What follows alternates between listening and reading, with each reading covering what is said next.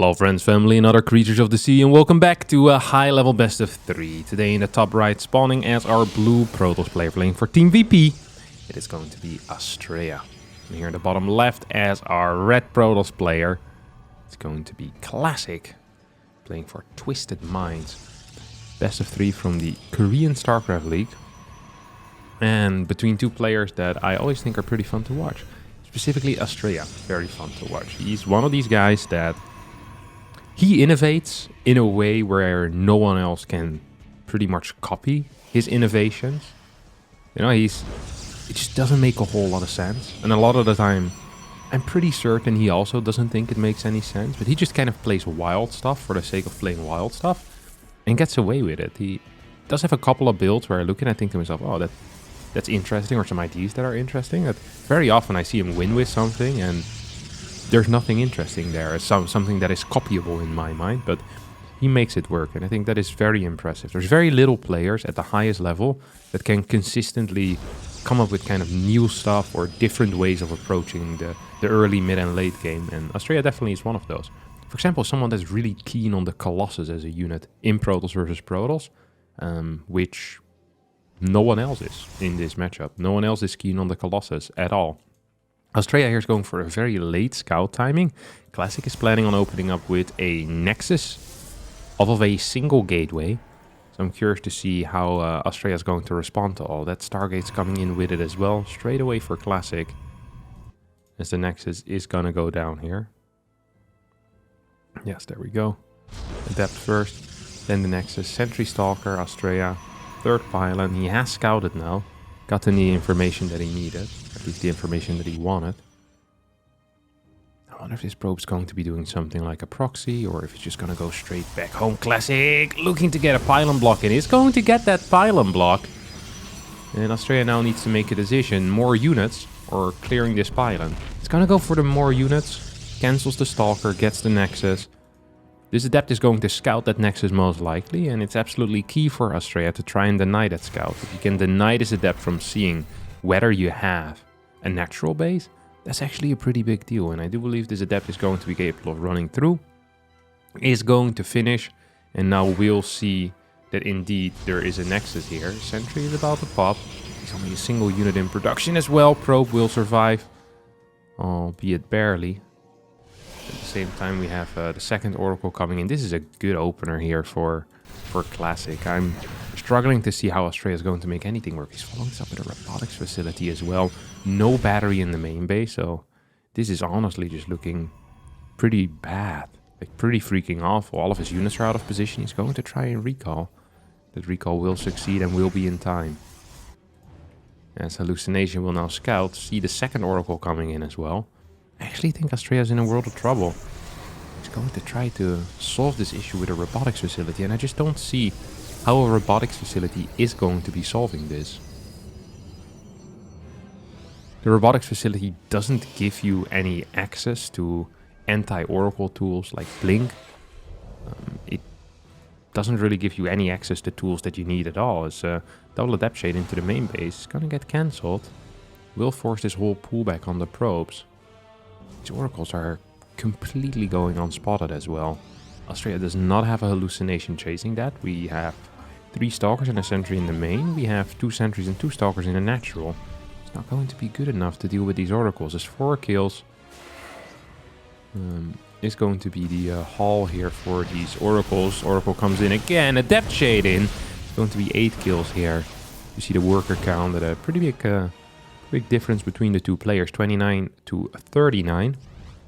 Blink much quicker here for Classic. Classic already up to 3 gateways. Well, we see Astrea struggling on the 2. Is continuously trying to build units, and perhaps is just planning on moving out with a bunch of units, 2 gateways and a prison. I mean, we already have a battery. We're going to have a 3rd base coming up. There will be a defensive robotics facility, so I'm having such a difficult time here seeing how this is ever going to succeed. But Astrea, I mean, he has a plan. If Astrea has a plan, he's going to execute it. Nexus comes down for Classic. This is very greedy and quite risky. He has the 3 gateways and ideally should be using them at all times. Stalker count right now is 7 versus 9. 3 sentries in there as well. Prism to help with the micro, but perhaps with a battery this should be okay. Observer moves in forward. There's actually 2 observers here. Will help in spotting absolutely everything. This army is going to start moving in forward. Fake Immortal gets added into the mix. Force fields are bad. 3 force fields for a single Stalker is not the amount of units you want to be taking out here. Potential to cancel a Nexus is definitely here. Another set of awful force fields out of Australia, who's struggling here, getting anything done. And it's not going to be taking a game-winning fight. Might get a cancel on this Nexus. At the same time, though, we have the double Oracle moving across the map. As Australia actually getting an okay trade here now. Has a pretty significant Stalker lead. At the same time, though, double Oracle shows up. And there go a lot of probes. I think Classic doesn't actually need to defend this third base. He can defend the third base most likely the moment the super battery becomes available. But he doesn't even need to because 13 workers have gone down on the other side. GG gets called and Classic wins game number 1. In game number 2, we have Classic once again with a very rapid scout. Single gateway. No second gas quite yet. Okay, here we go. Let's take the second gas. Australia, meanwhile, is there anything weird about this? No, this all looks very standard. Going to just play a standard double gate opener. Classic once again opting for that pylon. And we've been seeing this a lot out of the Koreans. As of late, Koreans that aren't hero have been playing the one gate expand just like MaxPax has. They feel at this point that MaxPax is correct in his judgment. What the hell is this wall? What? So we see Classic, Creator, Nightmare, all players that previously would open up with 2 gate every single game. Now, kind of copying the style of the young Dane. Opening up with that 1 gate expansion. This is the worst wall I've seen in my life. There's a hole here and there's a hole here. 2 holes. Can't block both. Gonna need a third pylon or a gateway or a tech structure over there. That's a nasty spot to find yourself in. Australia, this time just opening without a scout whatsoever. So a kind of a different approach. Classic is not in range. Okay, did not see that probe move out. Just going to open up the exact same way. Australia just with these really late scouts. And I'm curious if he's going to have a different plan this time around, or if it's going to be something similar. Stalker, sentry, pylon on the low ground. Here we go is what he says. Here we go. As this sentry is actually not even going to get spotted. It's going to be a stalker behind it. Australia gets the scout. Pisses off instantly. Instantly runs away, and it's just a stalker here that's downstairs. Pylon block doesn't come through. We have more units in production this time around. Look at that. Last time we saw 3 units. Nexus, now it's 4 units. No Nexus quite yet. I still feel like we'll get one. But there's serious potential here for some type of follow-up with a push. It's not building that many workers, only now just starting it again. Sentry starts. I would love for a stalker to start right behind this too. Ooh, it's going to be a sentry, of course. Yes. So you go up to 6 units. We're going to have a pylon here going down. Chrono on the warp gate. It's going to get spotted here by the opponent. His probes are being pulled off the line. This was bait, I think. This was absolutely bait. Adept only ends up killing a single worker and losing the Adept. We're going to have a move out with a pretty significant force. Oh my god, that pylon is just barely out of range of this Oracle Scout. Single battery, Chrono here on the Nexus. Twilight Council going down. Classic spotted the Nexus and is thinking to himself, hey, this is a macro game, right, guys? Guys? Australia has different plans. He's moving across the map with 6 units. He's going to be warping in 2 more. Please note that none of these sentries have used their energy yet. So the possibility of a double hallucination plus Guardian Shield here is definitely there. Let's see if that's what we're going to be seeing. We see a force field coming down at first. No Guardian Shield usage yet. Understandable, because there's only a single unit that's fighting him. Behind this, we see a Twilight Council coming up as well. Worker count is now even. 7 workers have fallen on the side of Classic. Second Oracle is going to run in, and I do hope that we have some type of defense here. Yes, double Stalker warp in as GG gets called. And Australia wins game number 2 in 4 minutes and 18 seconds. Well, for Classic that he has another build in his repertoire, because his defense here didn't seem very convincing at all. And I think this is one of the things that MaxPax is so crazy good at, is that he's insanely good in the macro game with this type of build order, the one gate expand. But he's also just so solid against double gate starts, and he knows how to beat every single opener. He knows how to get ahead or to beat it. Knows how to defend every all-in. Last game wasn't even really an all-in out of Australia. Let's not forget about that. It was a light, well, not a light pressure. It was a pretty serious pressure. And yes, you can die against it, but Classic just completely misread that situation. Already was throwing down a Twilight Council. Only built a single unit there after the first adept. Only that single Stalker. No extra Stalkers on the way. No second gateway. No nothing. And yeah, Classic pays the price. Australia does have a standard setup here with an extremely late scout, second pylon. He is really maximizing his resources. He really is. He says, hey, I want this fool. I want as many workers here as possible, and then I go for an extremely late scout once I'm fully saturated. He doesn't need it earlier, or at least he doesn't believe he needs it earlier. And I'm curious if that's actually true. I'm not entirely sure. He's gonna send it across the map now. That one worker is gonna get the scouts, gonna run away. And I'm just fully expecting a similar Sentry Stalker opener. So he seems to have one setup, multiple responses coming out of it. I'd love for a lock-in on this probe. I think this is an underrated move. It's just locking it in with a battery or a pylon. And once your Sentry Stalker comes out, you can clear that worker for free. And clearing a worker, well, for free, you have to pay 25 for the cancel. But I think it's generally a pretty good deal. Don't have to struggle with getting blocked in your natural or anything of the sort. As, this time, Classic is switching it up with a Sentry as a first unit. Stalker as the second, and we're gonna have to wait and see how Australia is going to follow it up. Stalker Sentry into Nexus himself. This might actually be our first macro game, a blind robotics facility, as Classic wants to play it safe. Classic does not feel like dying, and that's a fair thing to do, not die. Stargate coming in for Australia. So build order theory-wise, I don't even know who's ahead in this case. I'd reckon that the Hallucination Scout is going to be quick enough that you can still get a cancel on your own robotics facility. And I think I would recommend that. Absolutely. Because look at this. It's going to scout the Stargate.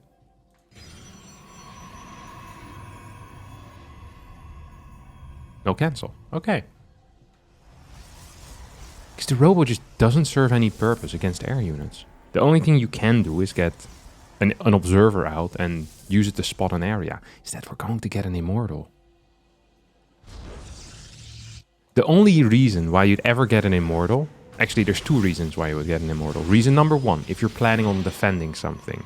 After the Scout, Classic, scouted the Stargate. He knows he's not going to be defending any type of ground attack, any major ground attack with Stalkers, Sentries, Adepts, that type of stuff. No. So then it can only be that this Immortal is being built for an aggressive push. We have a Twilight Council coming with this as well, though. I am extremely surprised by what is going on here. Adept manages to run to safety. Two more Adepts are on the way. The Oracle's trying to run in towards the main base. Second Oracle has finished right now as well. So these Adepts are going to shade through. I think we're going to see a Stasis Ward here.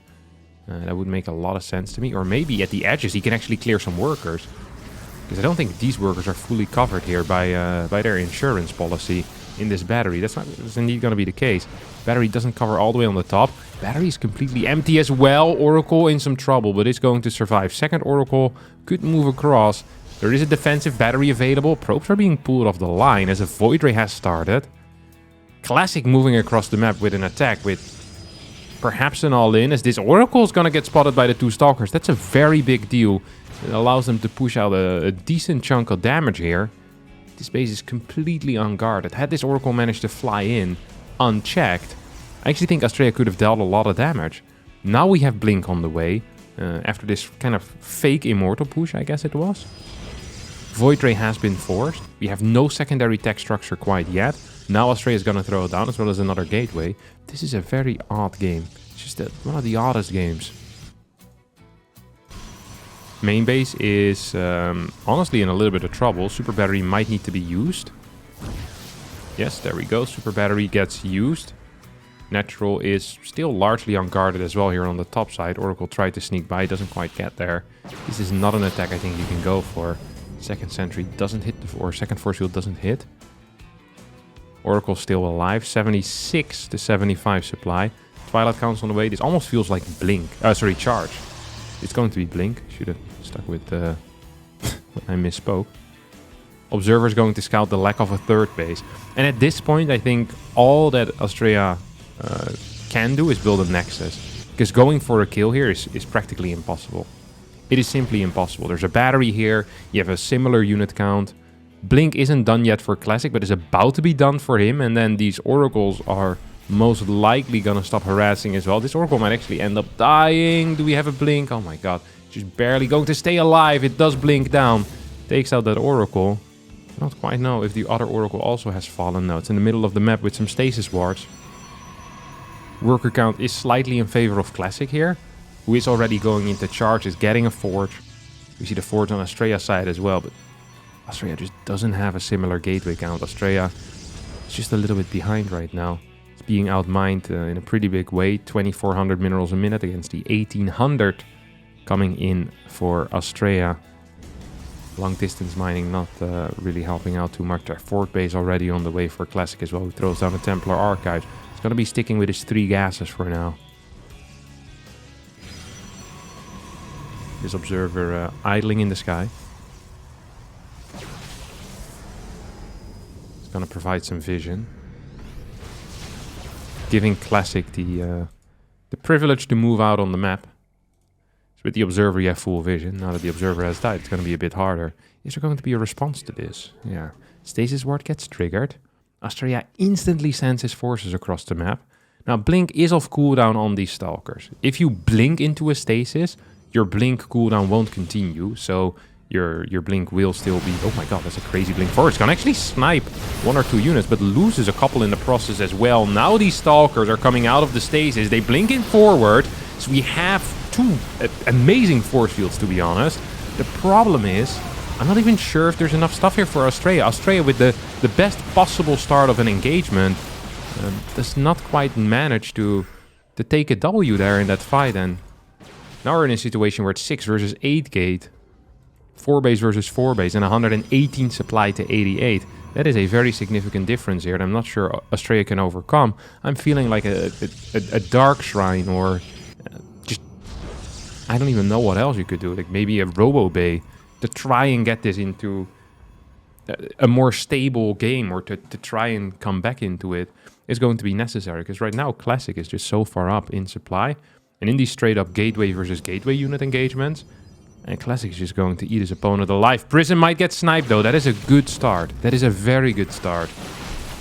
Problem still being that Classic is up 40 supply, so even without reinforcements with the Prism, might just be capable of walking across the map anyway. And I think he's going to be aware of it as well, as he continues pushing forward. He's perhaps afraid here. The power of the battery. Another Stalker will fall. Fort base doesn't have a single battery. Stray is going to come in from behind. Takes out 1 Immortal. Is going to go for the second one as well. We can have a blink forward out of Classic perhaps.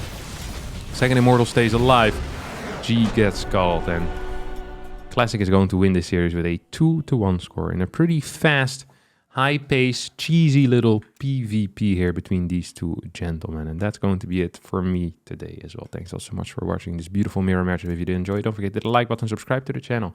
Hopefully I'll see all of you next time for a new one. Bye bye.